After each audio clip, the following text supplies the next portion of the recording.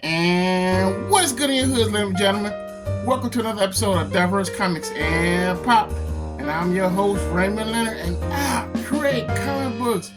Violent Bird, Agent Solo, and Gaitron. All three of my books have been successfully crowdfunded on Indiegogo and Kickstarter. And if you're just now reaching this channel, what you waiting for? Hit that subscribe button, click on that bell when you get notifications every time I post a new video. Also, likes, guys. It's free. You don't have to pay for the likes. You can just hit on that like button and we all good. That help us get through the YouTube algorithm. Alright, guys. I hope you guys are having a great holiday so far. Man, look. So, Saturday, I decided to go ahead and rent Transformers 1. Now, to me, my expectations wasn't all that high about it. First time seeing it, yes, I am late. I'm always late to seeing these movies, so I know everyone else probably seen it, or probably haven't seen it. I'm not gonna do no spoilers. I just want to just get my opinion about it real quick. It's not gonna be a very long video. But I just want to say, wow, what a movie. I wasn't expecting that. I didn't know what to expect, and I was amazed. It's just baffling to me that this movie didn't do good as it was supposed to. I blame that on marketing, man. I blame that nothing but on marketing. They dropped the ball with the marketing on this. But anyway, the movie was everything. I was surprised that I'm glad that we was. Growing up watching Transformers as a kid, man, back in the 80s, I had a lot of questions on, like, even though the Transformers movie came out around that time, I still had questions about how was Cybertron made. You know, they gave us stories about it, backstories here and there, but it still just wasn't clear on the true deep origins of it. And watching this, it gave me all those answers that was left open, like plot holes left open in the stories of Transformers. From Megatron on how he got that name from, which was his favorite hero, Megatronus or Megatronus, I believe. Can't remember, but that was his favorite legend, his hero. And him and Optimus Prime was best of friends. Like, they were just best of friends, man. But it was like it hit that Star Wars agenda in there, like the dark side, man. Like, you could just tell, but they had different opinions. And you could tell Megatron started to change, you know.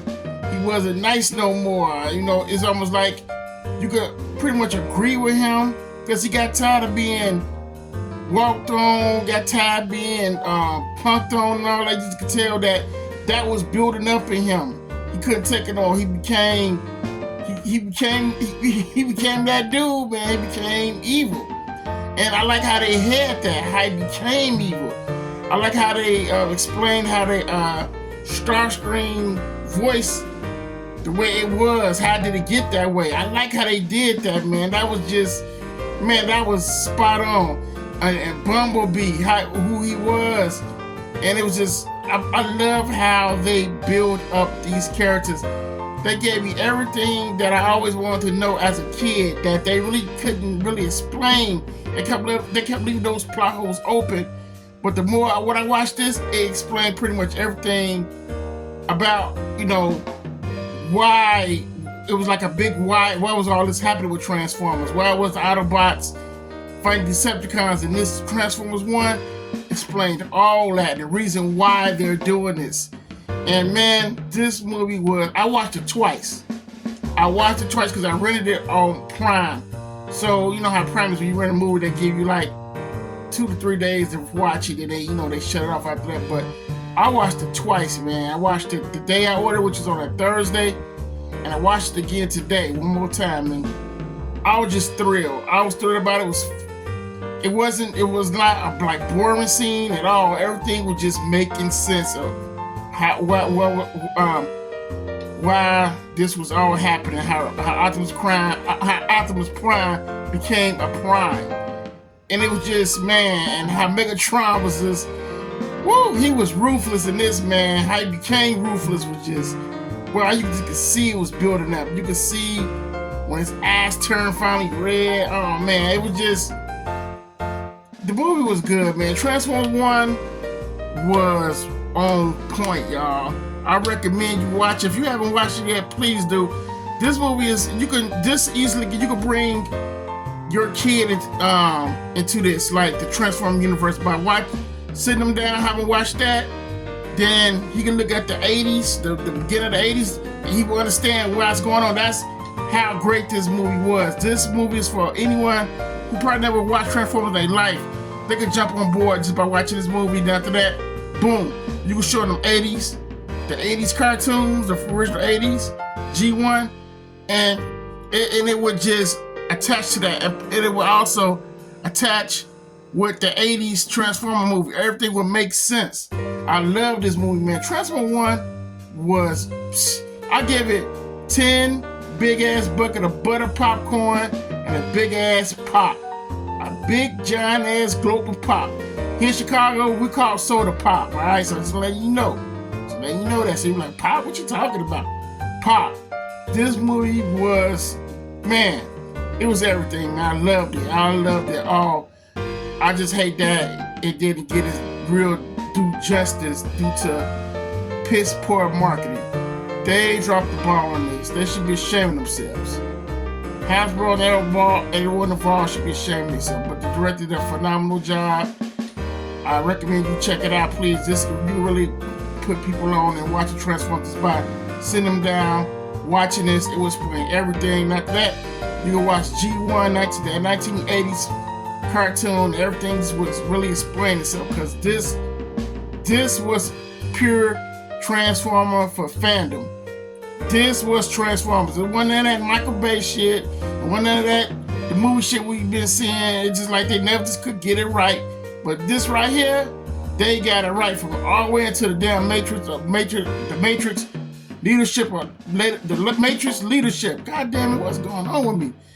It explains all that. It explains everything you ever wanted to know about Transformers. It is in this movie. I was amazed. It shocked me. It surprised me. I was not expecting what I was seeing. I'm like, oh man, it's gonna be another crappy ass, boring movie. Probably got some wokenism in it and shit. You know, but it had none of that. It was pure fandom, man. You can just feel it. I mean, watching that, I was just excited when Megatron and Optimus Prime fought for the first time, because they was best of friends. You can feel that, man. You can relate to that. You can relate to, you know what I'm saying, being friends with one, then they turn on you. I mean, you can really feel this movie. I mean, you can really just, oh man, it was everything. I loved it. But that's my take today. This review on this Transformers, giving my opinion about Transformers 1. I loved it. If you haven't seen it yet, check it out. I'm telling you, if you never, you know what I'm saying, watch Transformers in your life, if you never watched it in your life, watch this one, then watch those 80s cartoons, and they all add up to watch the 80s Transformers the movie. I mean, just after I watched that now, I'm like, oh, now I understand now. I mean, all this, man, I'm so glad they made this movie. It was dope, man. It was everything. This movie was busting. Yo, but that's it for today, y'all. Hope you guys have a blessed day. My Packers played today. I gotta represent my family, put it on. I gotta take the Santa Claus hat on, man. It's Packer time. We played today. I'm excited. We played the Seahawks. Playoff time. We gotta get these wins in. I hope they win. Go Pack, go. Go Pack, go. Yes, I'm a Packers fan, of course, and live here in Chicago, but it don't matter. We everywhere. You ask any Packer fan, we are everywhere. We are worldwide, baby. Green and gold, I rock them colors till I'm dead and gold. See what I'm saying? So y'all take care. Have a blessed day. Talk to you again soon. So Merry Christmas. Be safe out there. Raymond, I'm out.